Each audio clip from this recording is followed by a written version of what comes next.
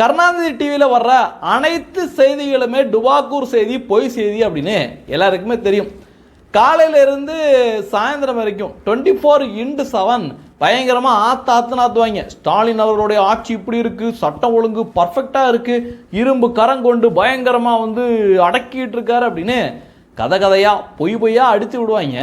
அதை கூட நம்ம ஒரு ஓரத்தில் தூக்கி வச்சிடலாம். ஆனால் நேற்று இந்த கருணாநிதி டிவிக்காரன் ஒரு நியூஸ் ஒன்று போட்டான். காட்டுறேன் பாருங்க. டெல்லி செங்கோட்டை அருகே நடைபெற்ற கார் குண்டு வெடிப்பு சம்பவத்தில் கைது செய்யப்பட்ட 3 மருத்துவர்கள் உள்ளிட்ட 4 பேர் விடுவிப்பு அப்படின்னு சொல்லிட்டு புகைப்படங்களை போட்டிருக்கான். இந்த புகைப்படங்களில் இருக்காங்க பாருங்க, அவங்க யாருமே விடுதலை ஆகலை.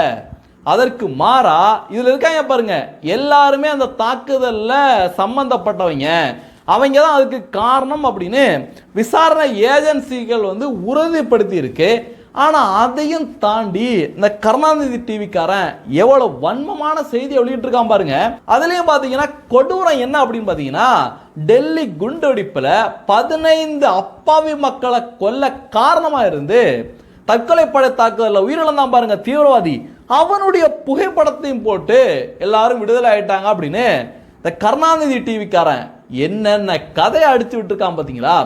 ஏற்கனவே இந்த சம்பவங்கள் நடந்தோடனே இந்த கருணாநிதி டிவிக்கு அப்புறம் திமுகவுக்கு சப்போர்ட் பண்ணுறவங்க எல்லாம் பத்திரிகையாளர் அப்படிங்கிற போர்வேல இந்த சீப்பு செந்தில் அப்புறம் நெல்சன் சேவியர் இவங்க எல்லாம் என்ன பதிவு போட்டாங்க, எலெக்ஷன் நடந்துட்டு இருக்கு அதுக்காக நடந்திருக்குமோ அப்படிங்கிற மாதிரி ஒரு பதிவுகளை அவங்க தொடர்ந்து போட்டுட்டு இருந்தாங்க.